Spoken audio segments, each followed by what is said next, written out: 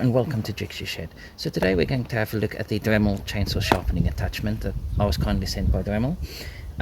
Normally I'd have used the old hand files, but I thought I'll give this a go and see how that changes. So inside we've got the instruction manual in various languages, and the first pages is, if I can get that open, is pictures and then instructions in English. So then inside you also have the 4 different file sizes, so that goes from 4, 4.5, 4.8 and 5.6 mils. So obviously it's needing to know what size your teeth on the chainsaw is. Some spacers there and one of those tiny little spanners, and then a couple of attachments to attach it to the rotary tool. So firstly, it's finding the right tooth size and file. So I did have a look online and it didn't give me any indication as to what size his teeth are on this chainsaw or this, the chain itself. So, but I do think it's one of the smaller ones. So the small one, so you've got blue, which is 4 mil, and then white 4.5. I do not think the other two will be even close. So let's see. So if we start maybe with the white, which is a slightly bigger one, it just fits through, but it sits quite tightly, and in the pictures it suggests as well it shouldn't fit tighter there, so it should fit a bit more loosely. So 4.5 is just too big, so let's take that out and put them all back, just keep them safe. And then that's the 4 mil, and that sits loosely in there but covers where it needs to sharpen. So going into the instructions for 4 mil, okay, the color is blue, there's no spacers required, so we just need to get that attachments on now. So first things first, it shows you here with the attachments, the spacers, so don't need any of the spacers, I just need to attach it with the screws. So let's get this open. I'm going to have to ensure to keep this safe, because now that I've punctured the bag, things can fall out.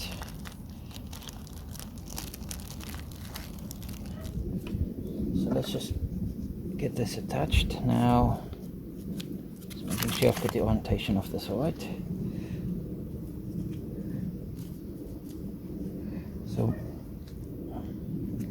a bit sticking out that way, and then this one goes like that.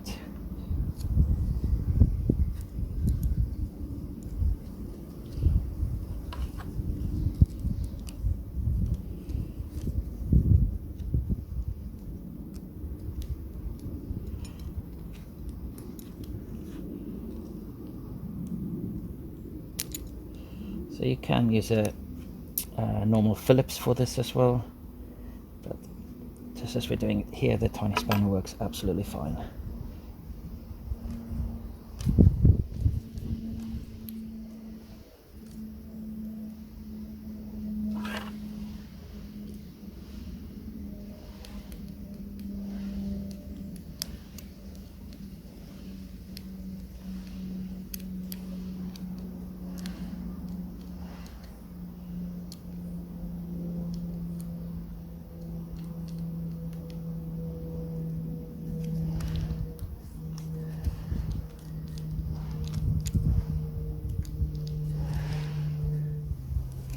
So there's slight play if you loosen it up in it, so it's just obviously we'll need to adjust accordingly as well, I think, but we'll see. Got the keyless chuck in there, but I think that might sit a bit too wide, so let's take that off. I'll get the other one. So this goes back to the old one. Pop that in there, This one, the instruction says to leave it about 6mm out.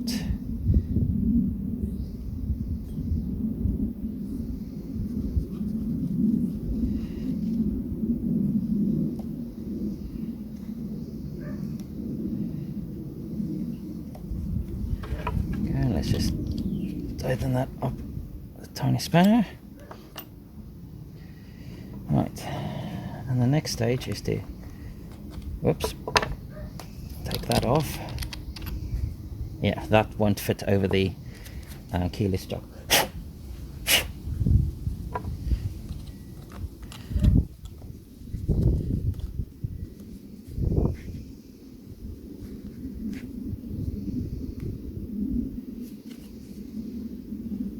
Right, so that's on.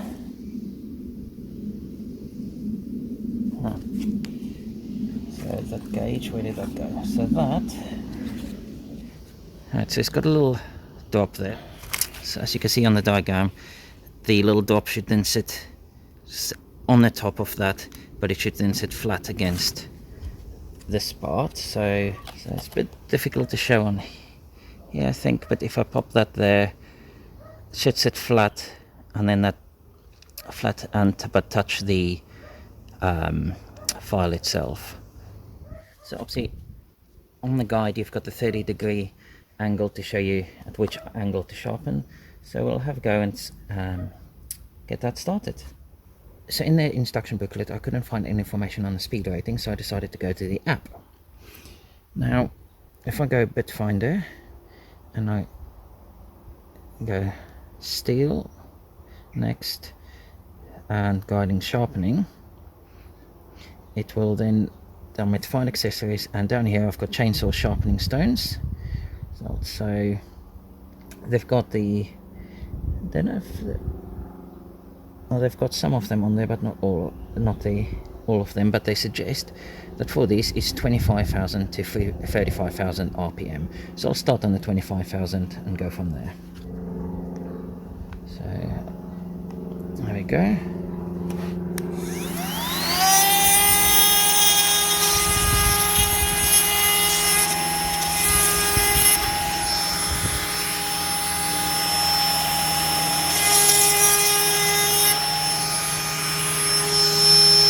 Now this is just 2 or 3 quick light passes, but to make sure that you sharpen everything equally. So we'll keep moving forward at the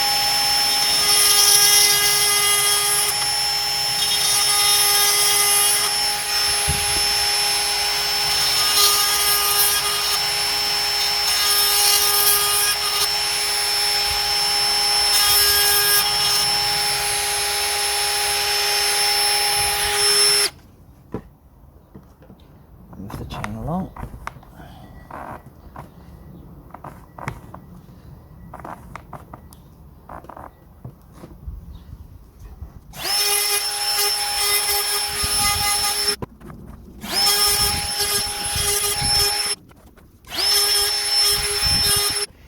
Now, to flip it around and do the other side. Okay, so for this way, just going to have to just lift it ever so slightly, just so it can go through. But obviously still keep that, I can still keep an eye on that angle.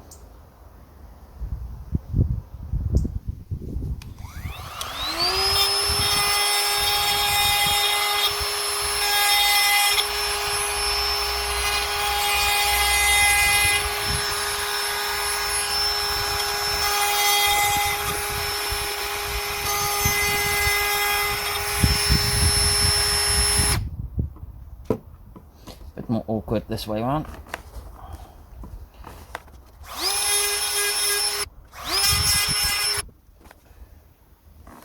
Definitely feels like it's sharpening up nicely.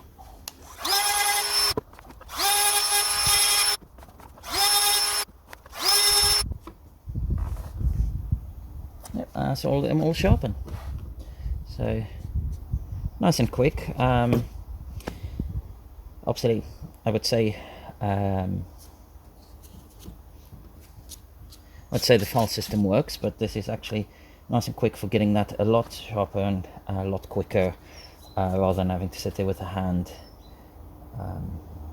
trying to move it through. So now the test would be in terms of sawing some pieces up. So I've got a nice bit of maple to process. So the saw was a bit too short to cut down the length of the log, and generally when it does, it pulls the fibers and the saw tends to get clogged up rather than clearing it all properly away. So I decided to turn it on its end and cut down the end grain. Yes, that's obviously normally slower and does tend to blunt the blade quicker, but it worked, and this time having sharpened it with the Dremel it all went a lot quicker than in the past. So really pleased with the outcome, and yeah, great little sharpening system. So obviously with this processing, it was to cut away the pith, and I created some pieces that could be processed into spindle blanks later, or even small bowl blanks. But after this, it was all the end grain was sealed with paraffin wax, and it's been stored in the shed now for the season. So hopefully in a few years I'll be able to use it.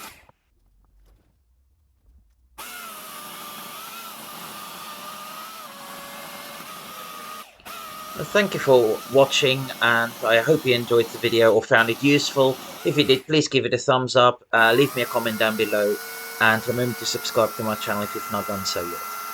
Now, I didn't do this video as a premiere tonight, as at the time my videos normally come out as a premiere, I will be asleep tonight, as I have to be up for 1:30 AM UK time to join the Creative Makers podcast. So if you're awake, tune into that and join the interview. If not, you can always watch it on repeat. I will place a link for it in the description down below.